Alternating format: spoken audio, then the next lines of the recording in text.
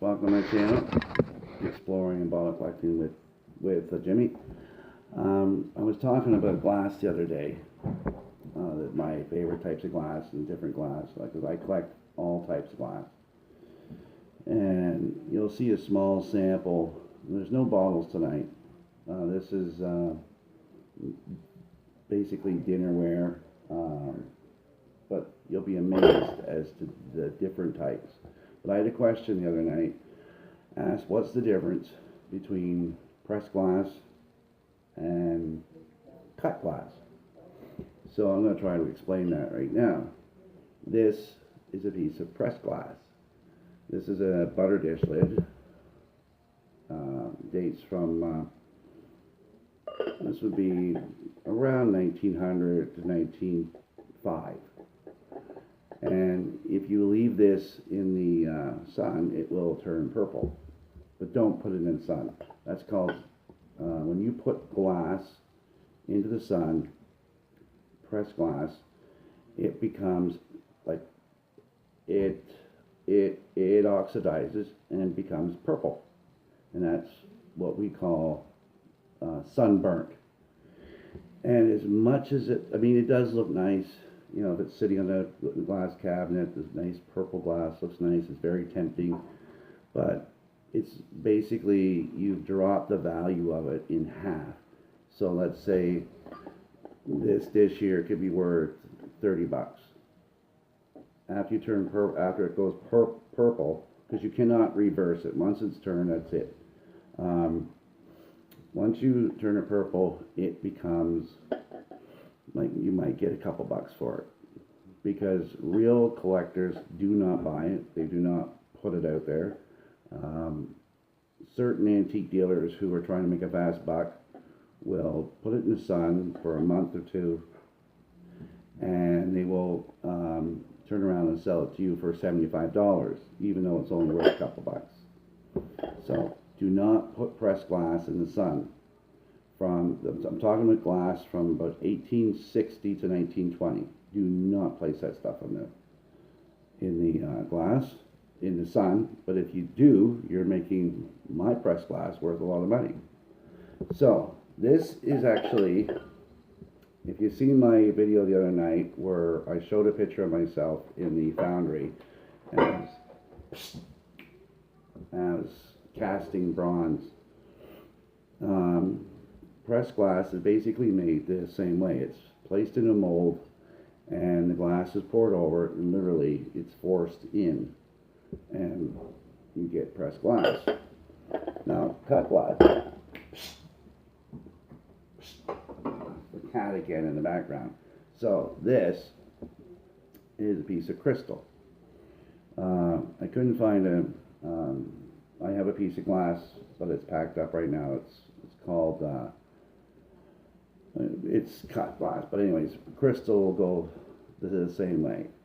Now, if you look at this, you'll see the same type of grooves, right? Okay, well, see all these grooves that you see were cut into the glass. They were not. It was not done in a mold. The actual glass is poured into a mold, like it's poured into a mold, and then they take it out, and glass cutters will cut all these patterns and like the little pinwheels you see, stuff like that. It's all cut into it. But this is actually not very old, but this is crystal. Like a good piece of crystal will ding crazy. So that's the difference between pressed glass and cut glass. Then I had a question, the difference between pressed glass and depression glass. I think you can see this. This is a piece of green depression. Here's another piece of depression. You look careful. If you're a movie buff, you'll recognize this little girl right away. It's Shirley Temple, who was very popular back in the 1930s and 40s, mainly the 1930s. But depression glass as you can see by its name, was made during the Depression era in the United States and in Canada. Not sure about Europe, but I know the United States and Canada made a lot of Depression glass. It's very thin, you can tell, like this is a cake plate. It's very thin. It was made cheap. It was made to, it was also pressed, but it's not the same as the butter dish. But it was made cheap.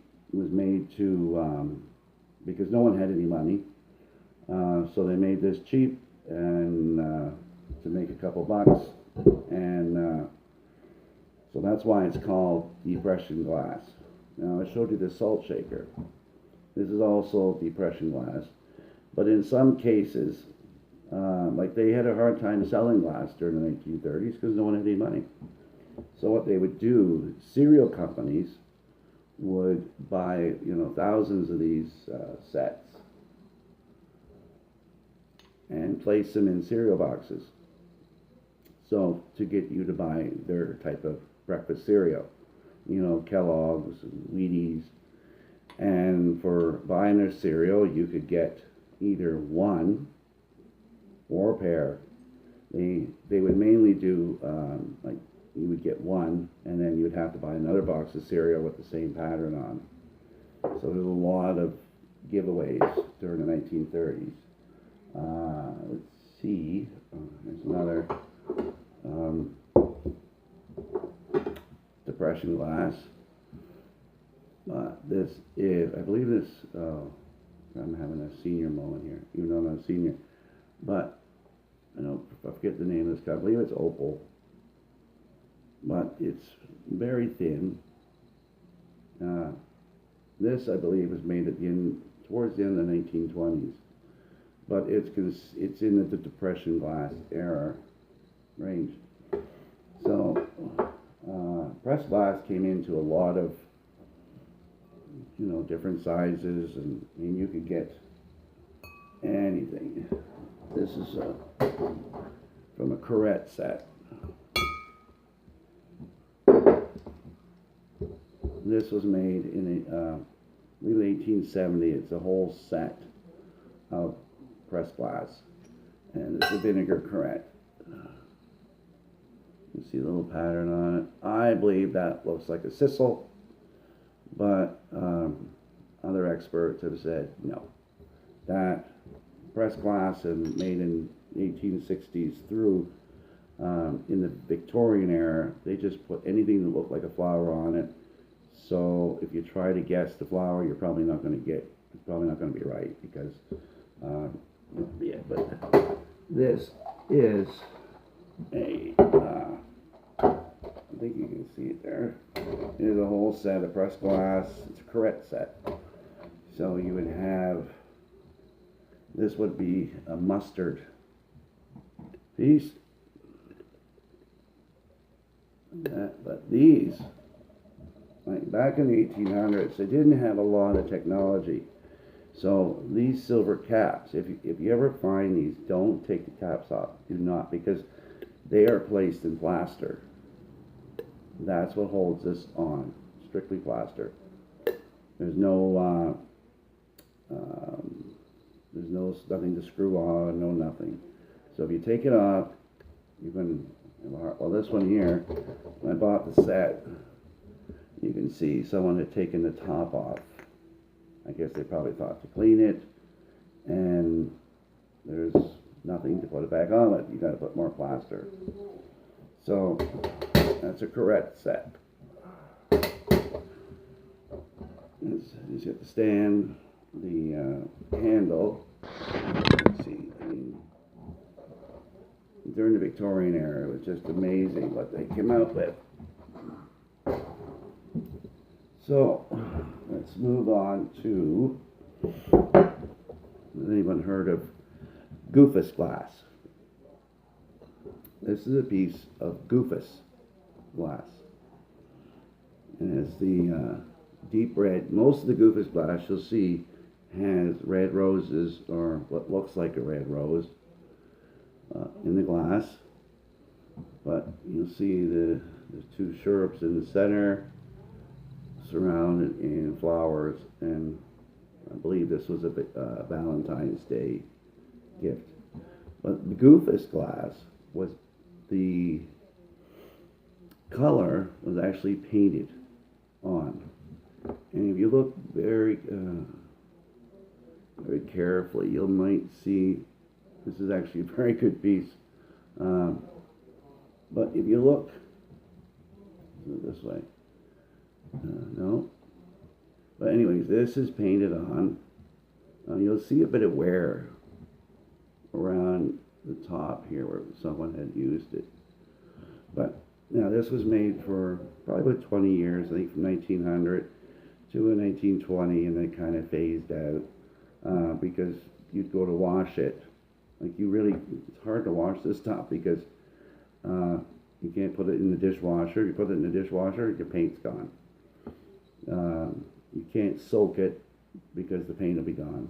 So you basically got to wipe it off, and it's really not that practical. But I actually like it. I actually like this. I have quite a few pieces of goofus glass. Like all these I'm showing you, I have quite a few pieces of. I've been collecting old glass like this since I was about 20. So I have, I got probably about 1,000 pieces of dinnerware glass. So we'll move on to, of course, milk glass. Everyone should know milk glass because it looks like milk. There's really not a specific time. People will argue that true milk glass was made, I think, between 1880 and 1920. I don't have my notes with me, so but I think that's what a lot of collectors will consider true milk glass.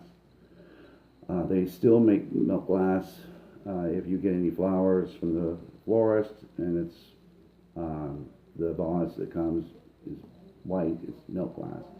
But true milk glass to collectors, and collectors of glass are very, very particular.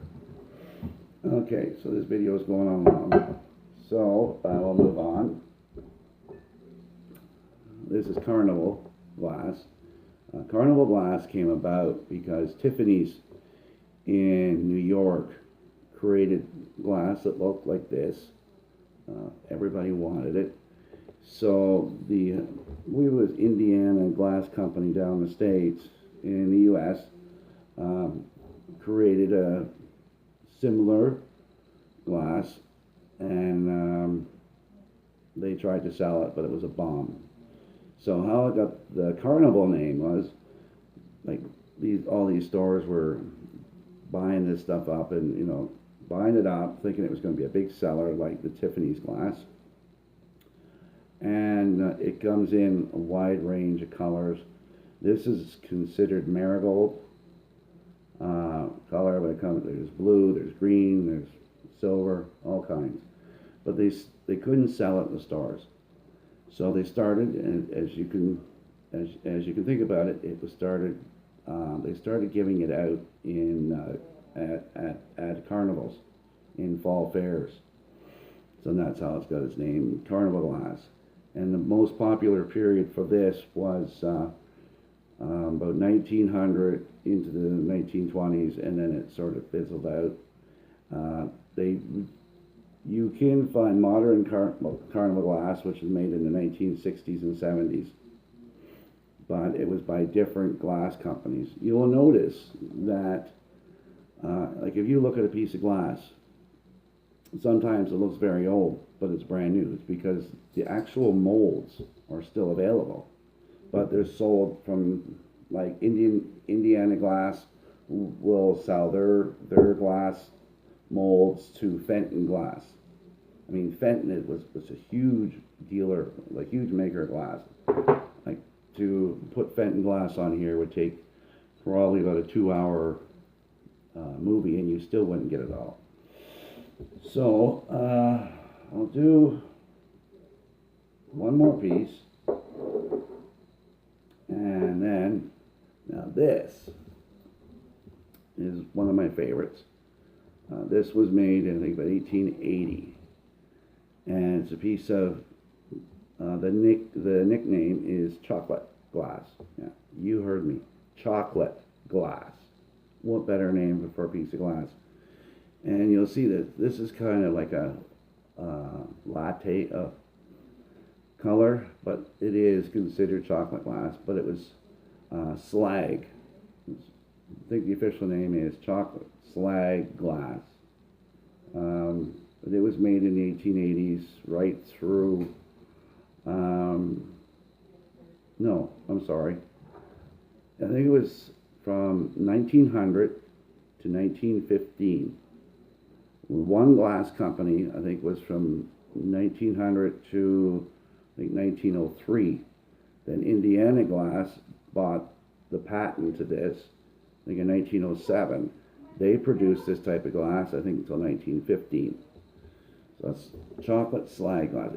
It's actually fairly rare, but if you go onto the internet, you're going to be careful, because they did reproduce this stuff again later on, I think in the 1960s or 70s. The same molds, it looks the same, but it's a reproduction.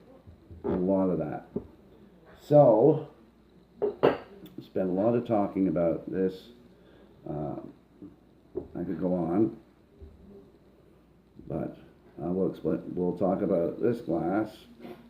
This is cranberry glass, and then we'll do cranberry glass the next video, and ruby glass. Now this is not pressed glass. This was actually pulled. So I will explain that to you the next time. So what everybody's been waiting for is the glow in the dark. Now this is a piece of uranium glass. It's green.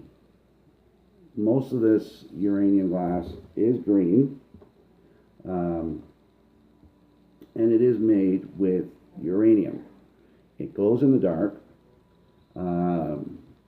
There's 2% uranium dust was added to the glass. Uranium dust was put into the glass to give it this color. And like they made it not only into dinnerware and stuff, they also made it into like this juicer. So you squeeze your orange juice in a piece of uranium glass, and if anyone's thinking it, yes, it is radioactive. I don't have a machine, but very minor amounts of radiation comes off this. I think it's pretty much, if you went outside in the natural, like in the dirt, you get pretty much the same amount of uranium. It's really not dangerous. I know a lot of people who collect strictly uranium glass, and they have cabinets full, and they have the special light that glows in the dark. So, and when you're talking about glow in the dark, I have one more big piece of uranium glass. Here you go. This is a huge cake plate platter. And again, there's the green color, and if you look at it, you look at depression glass, for instance, is green. You can it's similar, but you can tell it has kind of a weird hue to it. So let's get to the glowing in the dark. I'll turn on my black light, and we'll get to it.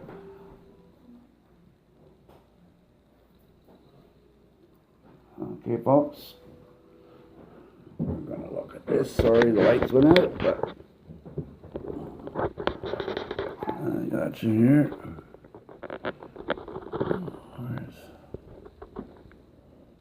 Not getting this. Okay, so put this up.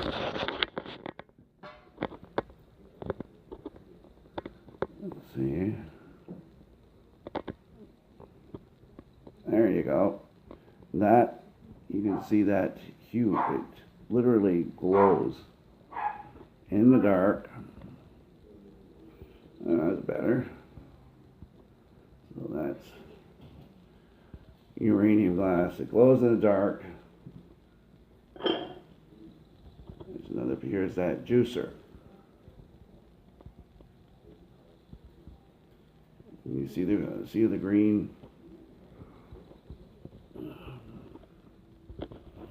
Alright, I'm just having a bit of a time here, trying to show everybody, show you. There it is. There. Glows in the dark.